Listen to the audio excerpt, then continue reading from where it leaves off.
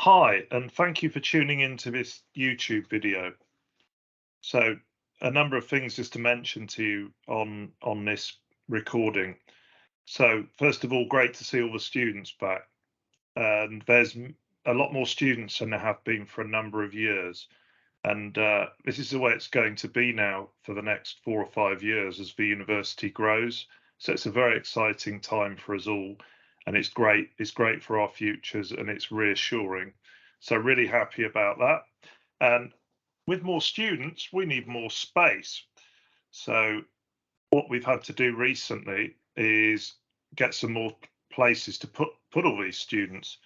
And at short notice, we've opened two new buildings in the last few weeks. There's the Sir James Matthews building in Guildhall Square in Southampton, and there's the west wing of the Guildhall in the city centre at Winchester and that's being used for the art students up at Winchester. So we've opened the Sir James Matthews building, or SJM as it were. We've bought that off Solent University, and we've completed a very extensive refurbishment program in the space of about 3 months. It's just the ground floor that's open. There's a coffee shop.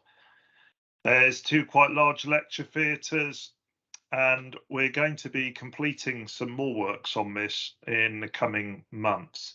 And finally, it'll be fully open.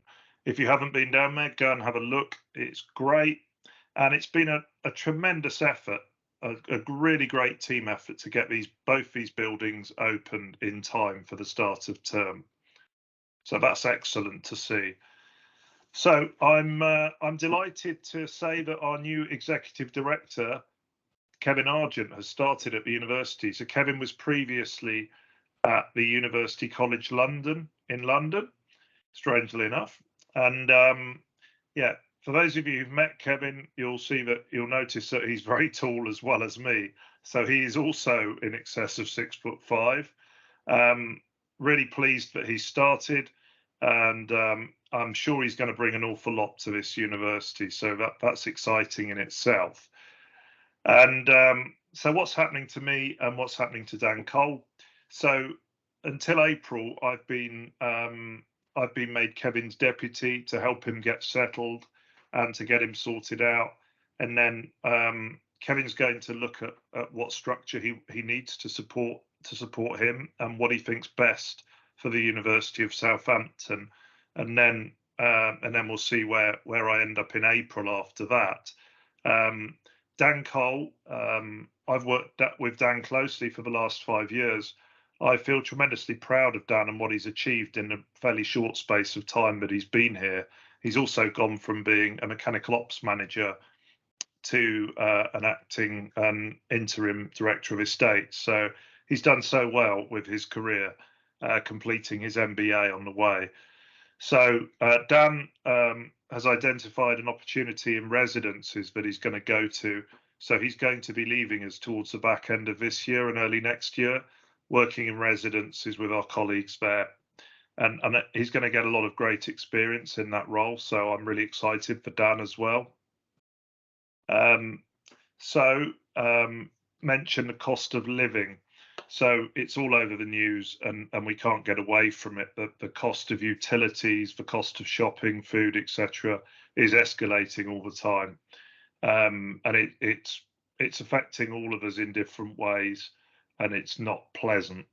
So there is some help at hand in that the university has formed a cost of living task force to ensure that it supports its students and its staff. So if you are in hardship, please discuss it with your manager in the first place, and hopefully they'll be able to help you in some ways. And finally, just want to talk about the strategy wheel. I always talk about this. If you look in our strategy, you will see it. The area I wanted to focus on today was agility. And I think that's especially appropriate for estates and facilities. And on this wheel, it says we are agile, flexible, and harness new ways of working to benefit all. When I look around estates and facilities, that's really resonant for me. So I've seen a lot of you have have really pulled the stops out when you needed to, and you've done things differently.